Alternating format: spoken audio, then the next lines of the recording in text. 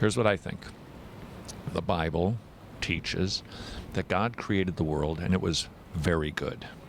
Human beings, Adam and Eve, have you ever heard that story about Adam and Eve? Yeah. Adam and Eve, they chose to rebel, bringing a curse on the world, sin and evil. So the reason that we see good on the world is because God made it and it was very good. The reason we see evil coexisting at the same time is because we brought it into the world. So that's the explanation for good and evil. Now, the reason we feel guilt when we do wrong things, we feel shame when we do dirty things, is because God hardwired our brains with a conscience. We know that it's wrong to lie and steal and cheat and lust, and do dirty things. We just know it's wrong. And we've all done those things, so we all feel this sense of guilt, a sense of shame. And because of that, a fear of the afterlife, that if God judged me for my behavior, I'm going to be a guilty criminal in trouble with the judge.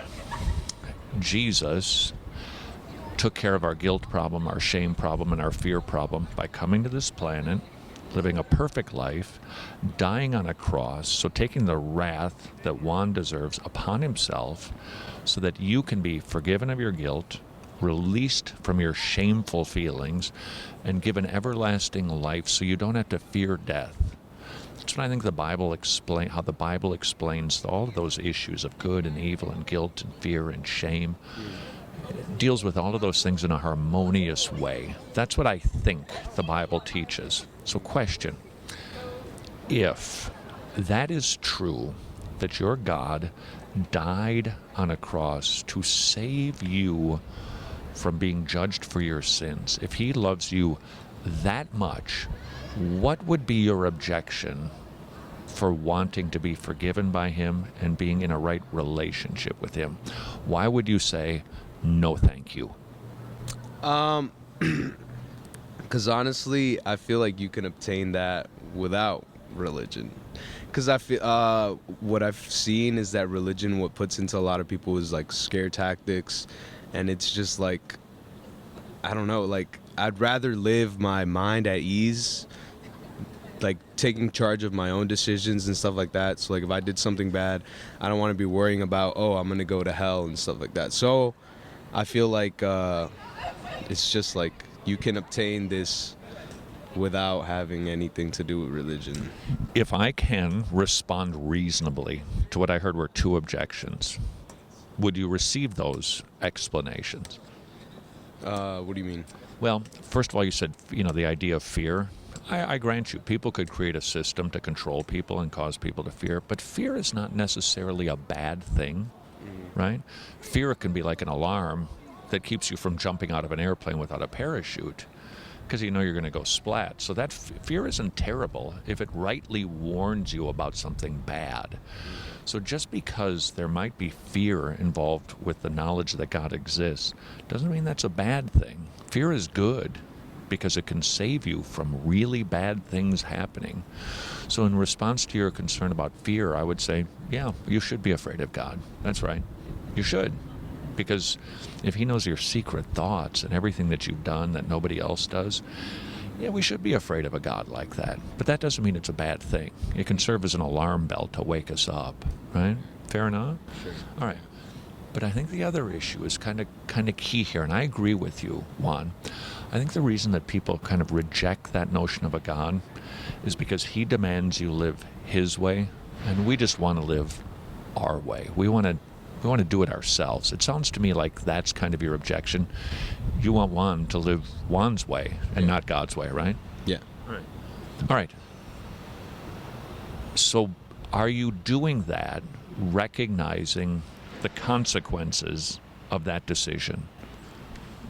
What are the consequences? Well, if what I'm telling you is true, that someday you'll die, and we've got court systems everywhere, and we've got police who arrest bad guys, bring them before a judge who's got rules and laws and punishments for crimes.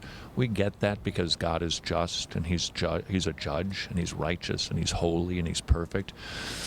We see criminals getting away with crimes all the time, and God isn't going to let anybody get away with crimes. He's going to bring everybody into his courtroom, and he is going to open up the books on everybody's life, yours, mine, everybody's.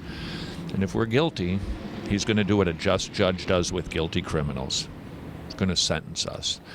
And the crimes that we've committed are against God himself, not just against one another, but against him. So he's going to sentence us to the jail that he prepared called hell. That would be the consequence of your decision of saying, not interested in God, I want to do it my way. Okay.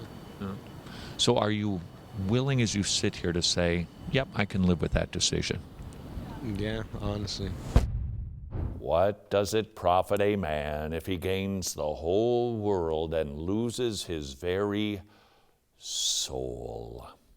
What a rather chilling reminder. You and I, we send out the general call, but it must be God who gives the effectual call, changing a man, a woman's heart, mind, will, and emotions.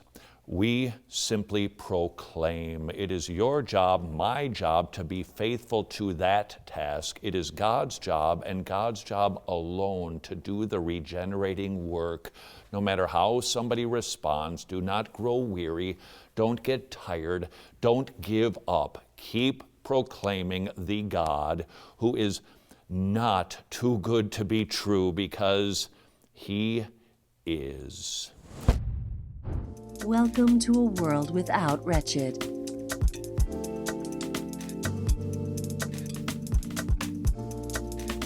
Nobody wants this. Please become a Wretched Gospel partner.